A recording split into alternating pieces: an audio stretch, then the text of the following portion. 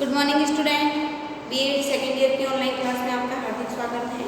हम पढ़ रहे हैं पेडागोजी ऑफ पॉलिटिकल साइंस, जिसमें हम कई फर्स्ट पढ़ रहे हैं। कई फर्स्ट का जो अपना टॉपिक है वो है पाठ्यक्रम की संकल्पना।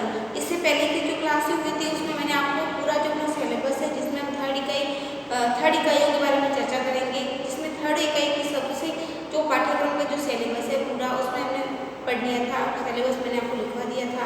आज उस सिलेबस के अकॉर्डिंग ही हम पाठ्यक्रम जो फर्स्ट यूनिट है उसकी शुरुआत करेंगे, जिसमें हम फर्स्ट में पढ़ेंगे पाठ्यक्रम की संकल्पना के बारे में कि विद्यालय में होने वाली जो भी क्रियाएं हैं वो पाठ्यक्रम अपना एक विशिष्ट स्थान रखता है।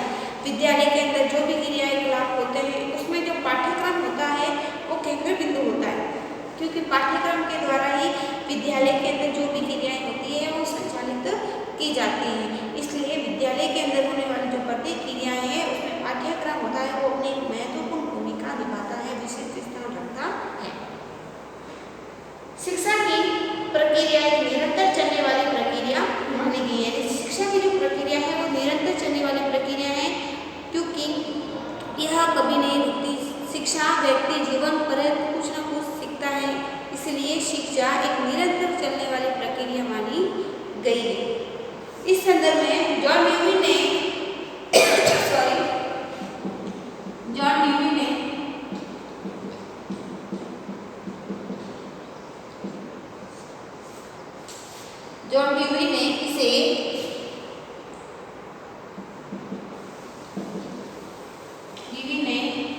इसे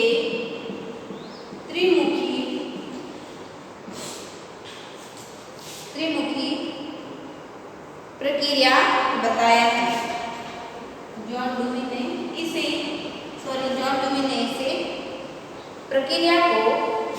इसी प्रक्रिया को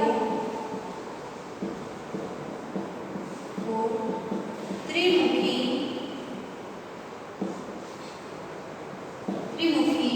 प्रक्रिया माना है। त्रिमुखी प्रक्रिया इसलिए माना है कि सबसे पहले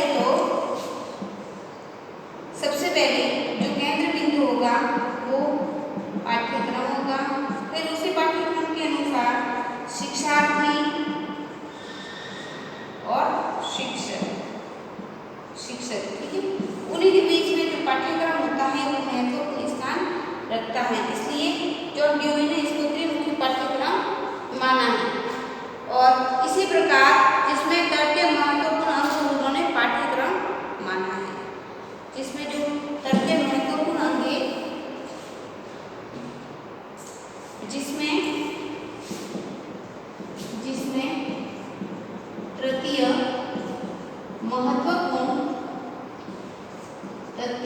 महत्वपूर्ण अंग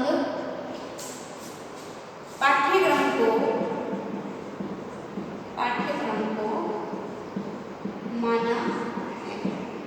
इसलिए पहले शिक्षक, शिक्षार्थी और फिर पाठ्यक्रम। आगे बात की गई है जो शिक्षा की दिशा का निर्धारण करता है।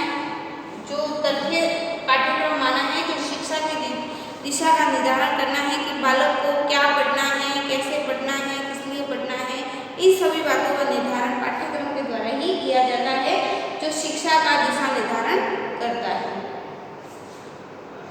शिक्षक के विषयों को, जो शिक्षण के विषय हैं उस विषयों को व्यवस्थित रूप में प्रदर्शित करना ही पाठ्यक्रम है। आगे बात यही है शिक्षण के, चाहे कोई सा भी शिक्षण विषय हो, शिक्षण के विषयों को व्यवस्थित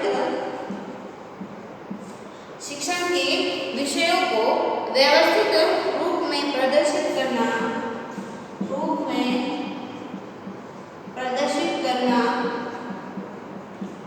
ही पाठ्यक्रम है। शिक्षण का जो व्यवस्थित रूप में प्रदर्शन करना है कि बालक को कैसे पढ़ाना है, क्यों पढ़ाना है, किस लिए पढ़ाना है, सबसे पहले क्या पढ़ना है, उसको सभी के व्यवस्थित रूप में प्रदर्शित करना ही पाठ्यक्रम माना गया है। अतः पाठ्यक्रम वह साधन है जिसके आधार पर शिक्षक व छात्र दोनों को अपने मार्ग की दिशा का ज्ञान होता है। अतः हम कह सकते हैं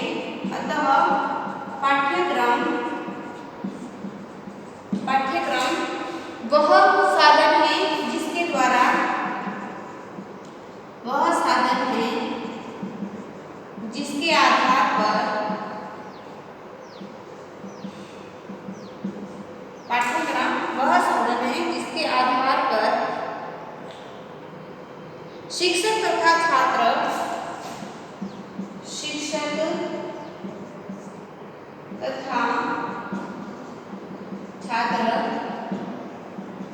दोनों को पाठ्यक्रम वह आधार है जिस पर शिक्षक तथा छात्र दोनों को अपने मार्ग की दिशा का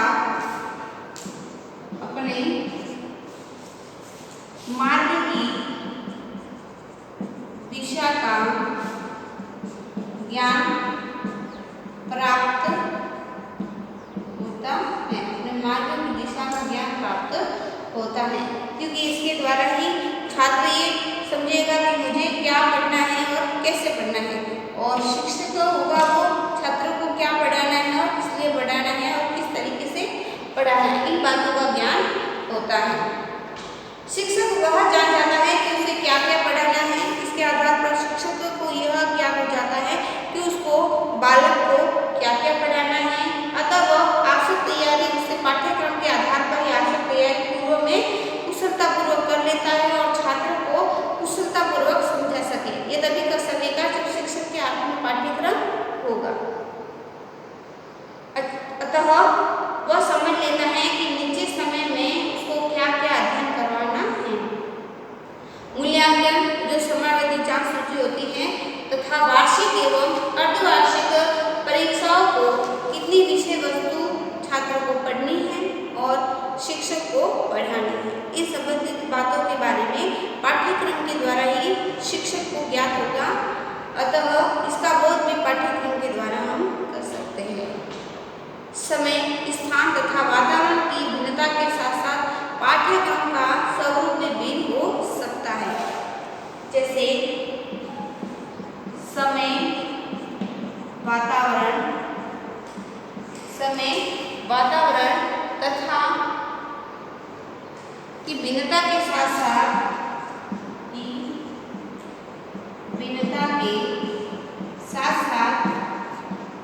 पाठ्यक्रम का स्वरूप भी,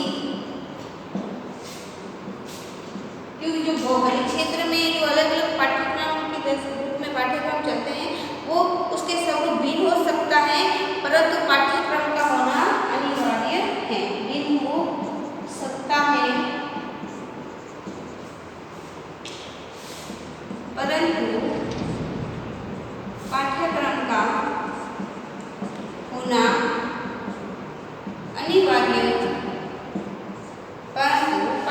का होना अनिवार्य है, क्योंकि शिक्षा प्रक्रिया की 3 प्रमुख प्रक्रिया अनिवार्य है। क्योंकि शिक्षा प्रक्रिया में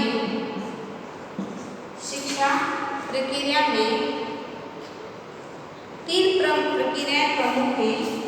3 प्रक्रियाएं प्रमुख है, जिसमें उद्देश्य का निर्धारण, सबसे पहले उद्देश्यों का निर्धारण,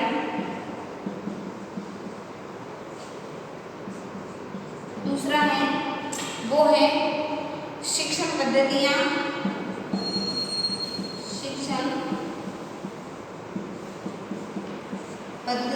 और थर्ड नंबर पे है वो है पाठ्यक्रम। ठीक है, पाठ्यक्रम। सबसे पहले उद्देश्य का निर्धारण होना चाहिए, दूसरा है वो है शिक्षण पद्धतियां होनी चाहिए, थर्ड नंबर पे है पाठ्यक्रम।